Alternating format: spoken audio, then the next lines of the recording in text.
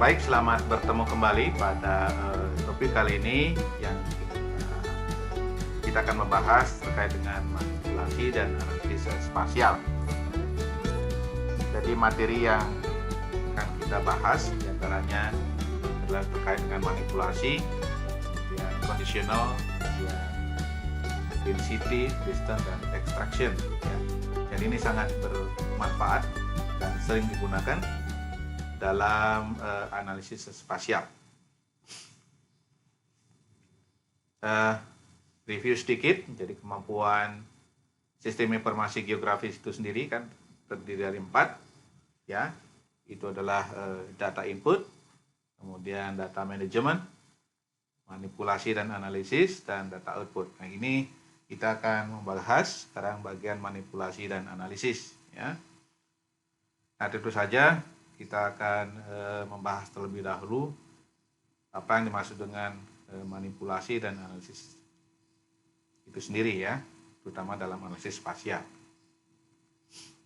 Nah, ini sesungguhnya kalau kita membahas, ya, dalam proses dari analisis spasial ini ada sejumlah fungsi, ya, yang bisa dilakukan oleh sistem informasi geografis, seperti analisis kondisional, densitas, jarak, ekstraksi, generalisasi, kemudian terkait dengan groundwater, hydrology, interpolation, ya. Kemudian berbasisnya nanti berbasis pengolahan raster lokal, vokal, ya. Kemudian juga aljabar peta, ya. Ini akan kita bahas dan dibagi menjadi beberapa bagian, ya.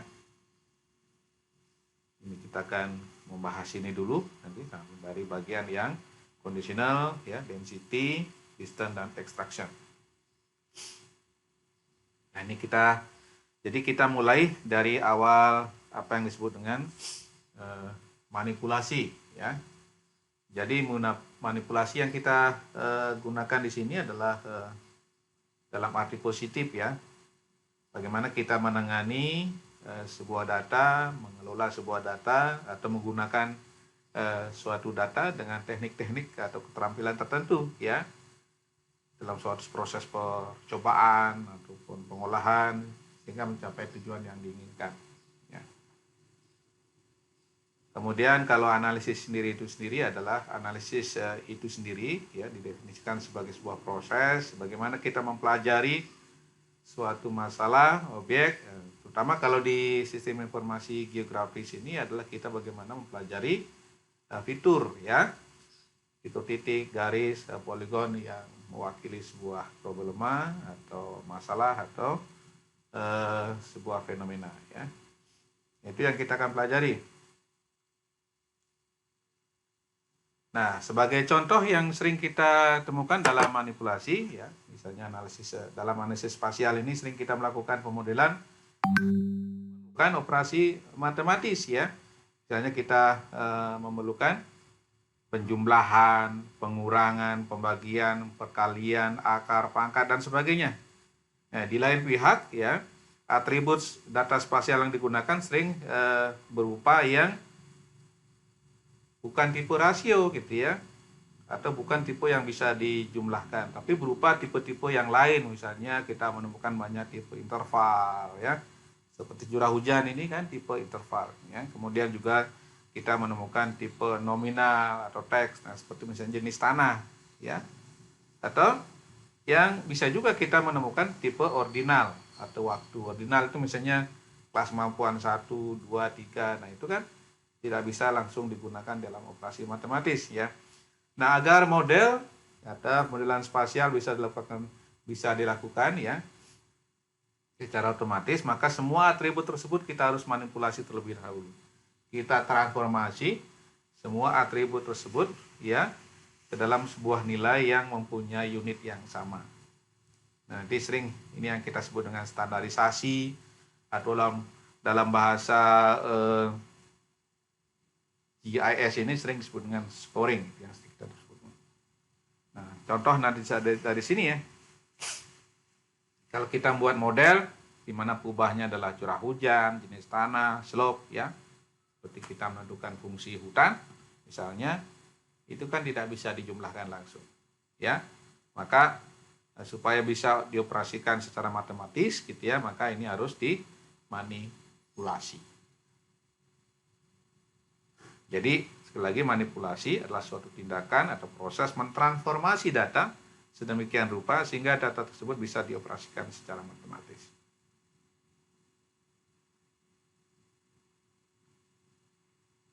Ya, jadi sebagai contoh misalnya tadi dalam layer curah hujan yang atributnya adalah interval, jenis tanah yang atributnya adalah teks, slope adalah interval juga, gitu ya.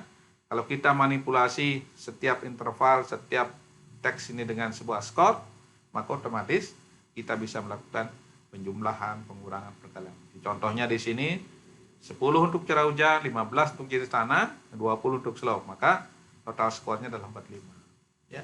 Nah, kita akan belajar bagaimana sekarang memanipulasi ya sebuah data secara singkat ya supaya proses analisis spasial bisa dilakukan. Nah, kenapa perlu manipulasi ya? Ini manipulasi perlu dilakukan karena tadi yang saya katakan bahwa dalam manipulasi ini kita sering melakukan operasi matematis ya. Sementara operasi matematis hanya bisa dilakukan pada jenis data yang dengan tipe rasio ya. Kemudian oleh karena itu ya, untuk pemodelan ini kita memerlukan unit-unit yang sama juga gitu ya. Misalnya tadi ada yang satuannya milimeter ya per hari, ada satuannya kemiringan persen, ada tidak punya satuan. Nah, itu harus sama. Yang proses scoring standarisasi adalah penyamaan satuan dan juga penambahan varian gitu ya. Nah, karena pada dunia nyata kita dalam operasi spasial, model spasial ini ya, kita mengolah data-data yang kebanyakan yang non spasial ya, atau non rasio, mohon maaf ya. Pada dunia nyata ya, tidak semua data berbentuk tipe rasio, kebanyakan non rasio. Contohnya misalnya kita di sini ya, kita kelas lereng, curah hujan, jenis tanah, tutupan lahan, dataran penduduk, jenis kelamin ya, waktu hotspot, kelas kemampuan lahan, kualitas tempat tumbuh, tubunitas, semuanya ya yang tidak berupa rasio ya. Nah, oleh karena itu agar semua jenis data bisa dihitung secara statistik atau matematis, maka perlu konversi ya dari yang non metrik ya menjadi angka yang metrik ya. Nah, proses ini yang kita sebut dengan kategorisasi ya. Jadi proses ini sekali lagi ini yang disebut dengan kategorisasi atau scoring atau standarisasi data. Di lain pihak ya, meskipun semua data kan itu rasio ya. Misalnya ada misalnya rata-rata kelas diameter tajuk dalam meter ya. Ada juga rata-rata ketebalan solum misalnya ya, tanah gitu ya dalam senti. Tapi kadang-kadang kita mempunyai keragaman yang berbeda ya. Nah, itu juga perlu melakukan standarisasi. Jadi proses scoring atau manipulasi ya, proses manipulasi yang kita sebut dengan scoring ini sekaligus selain menyamakan tipe data juga melakukan standarisasi terkait dengan varian atau keragaman. Nah, saya review kembali data yang sering kita jumpai ya. Kita dapat kelompokkan jadi 4 ya, tipe data rasio, ordinal, interval, ordinal, dan nominal ya. Nah, ini yang sering kita gunakan di dalam SIG ini. Nah, kalau tipe data rasio seperti sini misalnya, kita lihat ada tipe atau jumlah penduduk per desa ya. Tipe rasio itu ada jumlah penduduk per desa, kepadatan penduduk, potensi biomasa, produksi madu, produksi oksigen ya, kedalaman sungai, ketinggian curah hujan per stasiun, kedalaman solum, laju erosi, semuanya ya, sampai dengan kepadatan mobil perlu ruas jalan pun itu bisa dikategorikan sebagai tipe data rasio. Ya. Bagaimana kita lihat tipe interval. Nah, ini tentu saja ya ada min max-nya, ada selangnya gitu ya. Nah, ini semuanya adalah apa namanya yang di in between, jadi bukan sesuatu yang continue gitu ya. Demikian juga suhu gitu ya, suhu dalam Celsius, Fahrenheit, Reaumur ya, dia juga tidak mempunyai titik nol yang sama, makanya harus juga dilakukan transformasi ya. Sistem penanggalan juga ya, kalau kita menggunakan sistemnya yang dari Chinese kalender sama dengan Masehi itu dibandingkan dengan Masehi itu tidak sama ya. Demikian juga curah hujan, suhu, kelembaban, kemiringan ya, akan sulit kita membuat data yang kontinu. Makanya di sini menggunakan yang interval ya. Di slope misalnya 0,8, 815 itu sudah umum. Demikian juga elevasi 0,250, 250 dan itu semuanya interval. Demikian juga nanti kalau Anda misalnya sulit mendapatkan informasi tentang kepadatan penduduk ya, supaya memudahkan pengolahannya, Anda bisa membuat selang atau kepadatan misalnya flora atau fauna tertentu gitu ya. Itu Anda membuat data seperti itu. Tipe ordinal juga begitu. Jadi kalau ada misalnya terkait dengan data sosial ekonomi, persepsi ya, terkait dengan setuju, tidak setuju, cukup setuju, sangat setuju. Nah, itu apa namanya? Itu yang disebut dengan tipenya ordinal, berurutan. Demikian juga kesesuaian ya. Dari tidak sesuai, sesuai, sangat sesuai, atau kelas kemampuan ya, atau kualitas bibit unggul, cukup, kurang ya, atau kelas-kelas dari kesejahteraan, misalnya ada prasejahtera, ada sejahtera, sangat sejahtera. Nah, kalau kita masukkan sebagai atributnya di tipologi desa atau masing-masing desa, maka ini termasuk kategori ordinal ya. Yang lebih paling rendah lagi adalah tipe yang disebut dengan nominal. Dia tidak ada angkanya, tapi dari semuanya teks. Misalnya tutupan lahan, ya, dari belahan air sampai pertanian lahan kering, ya, hutan tua, kelas hutan juga termasuk tipe nominal atau teks, ya. Tipe iklim, ya, misalnya tipe iklimnya Smith-Ferguson, ini, ya. Kemudian jenis tanah juga demikian, ya. Tekstur juga demikian, termasuk yang tipe nominal. Nah, ini semuanya harus dilakukan manipulasi. Kita perlu lakukan transformasi ya, supaya semua atribut ini bisa diterjemahkan sebagai data yang dengan tipe rasio.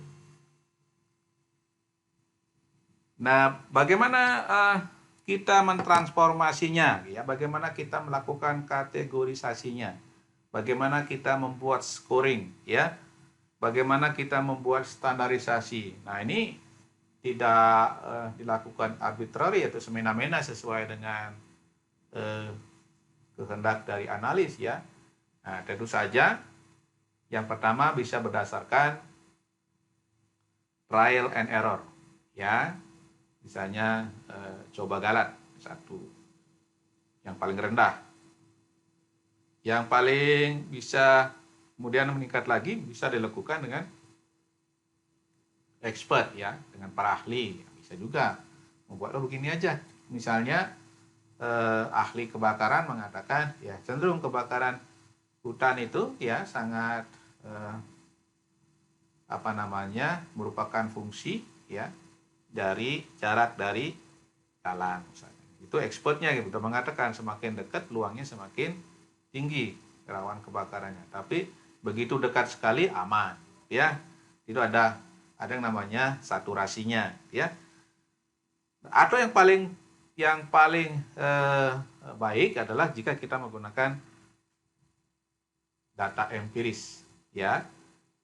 Data empiris ini menggunakan scatter diagram yang kemudian dilihat polanya, ya.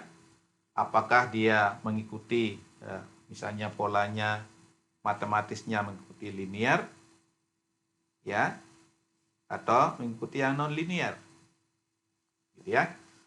Jadi sekali lagi saya katakan dari proses kategorisasi ini gitu ya, pertama bisa kita menggunakan trial and error, yang kedua bisa kita menggunakan expert, ya, expert para ahli gitu ya, untuk membuat trennya seperti apa atau menggunakan data empiris ya.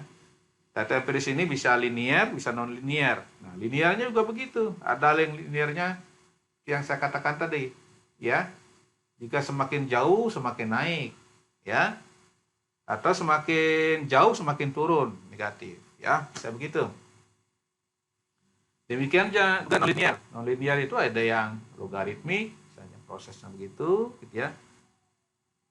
Rendah, kemudian naik, gitu ya. Kemudian lajunya datar, ya. Atau sebaliknya, ya, dia berbentuk menurun logaritmiknya.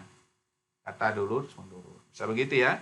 Kemudian eksponensial, rendah naik, ya, atau sebaliknya eksponensial terbalik berbentuk G terbalik. Bisa begitu ya.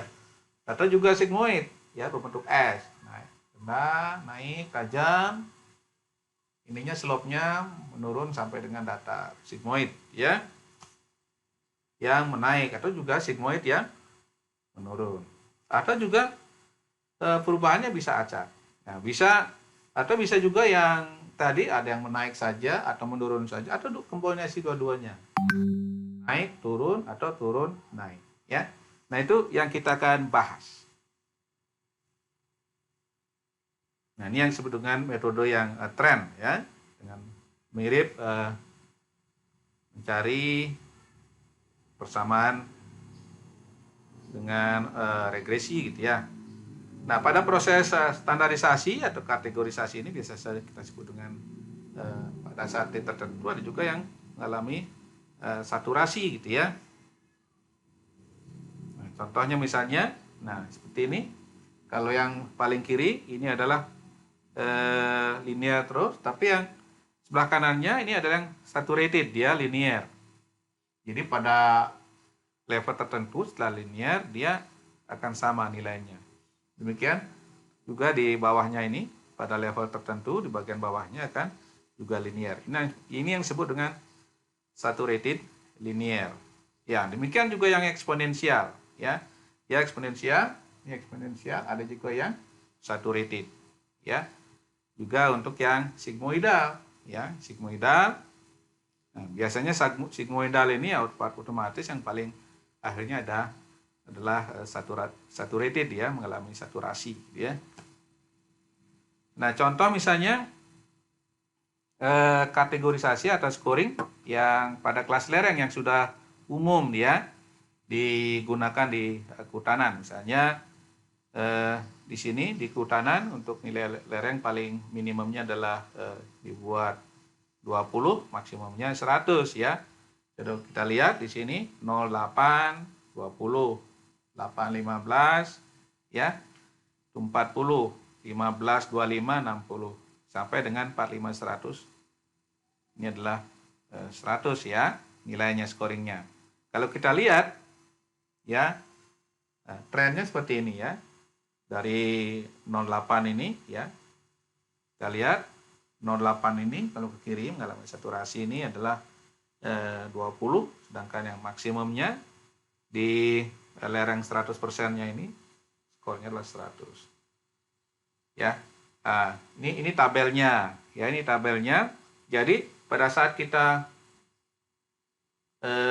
mengolah datanya, kita sudah siapkan dulu tabelnya, ya, supaya kita mudah menerjemahkannya. Misalnya kita berikan ID, kemudian kodenya, ya, kode kelas lerengnya, kemudian deskripsi selang kelas lerengnya, keterangan dari kelas lerengnya, mulai dari datar sampai sangat suram, kemudian nilai skornya dari 20 sampai 100. Nah, ini yang saya sebut dengan, ya, linear menaik, ya, menaik begitu.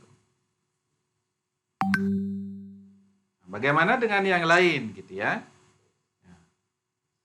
Nah, scoring ini, misalnya scoring ini bisa saja yang berbentuk logaritmik, ya.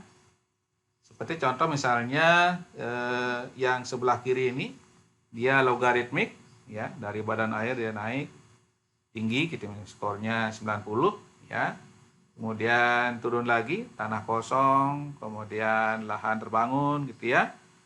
Kemudian rumput, ya. Kemudian semak. Nah, sampai di semak ini bisa juga naik gitu, ya. Nah, ini pola-pola seperti ini yang disebut dengan scoring yang berbentuk logaritmik tapi simetris, ya. Tidak linear, tidak tidak satu arah, tapi dua arah ini, ya. Demikian juga yang sebelah kanannya, ya, scoringnya bisa juga dari rendah naik dulu, kemudian sampai dengan semak dia turun lagi. Nah, ini contoh dari bagaimana kita mentransformasi dari badan air dengan skor yang tipe 1, ya. Kemudian dengan tipe 2. Kalau tipe 1-nya dari tinggi, kemudian rendah sampai semak, kemudian naik lagi sampai hutan primer. Demikian juga kalau yang kedua, dari kecil badan airnya 10, kemudian naik sampai 90, kemudian turun lagi 10 lagi hutan primer. Bagaimana kita membuat skor ini tergantung pada kebutuhan kita. Apakah kita membuat kerawanan, itu akan berbeda konsepnya dengan kesesuaian, ya.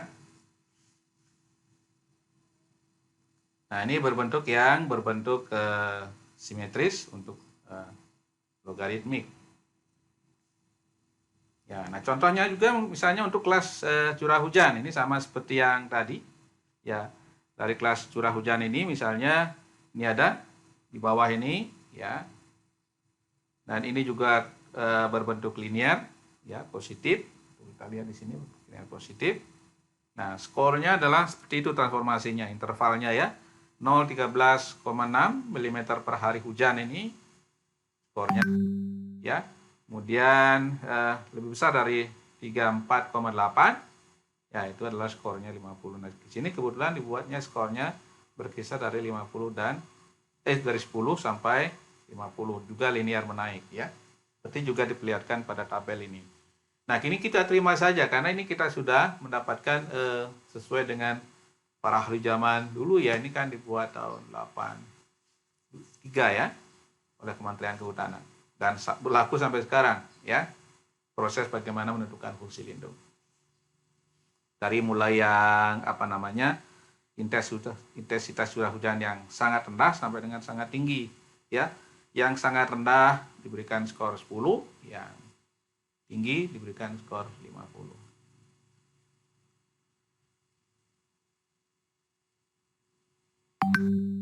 Nah, jadi arah tren ini bisa satu arah seperti yang saya katakan tadi, bisa juga dua arah, ya, yang simetris, ya.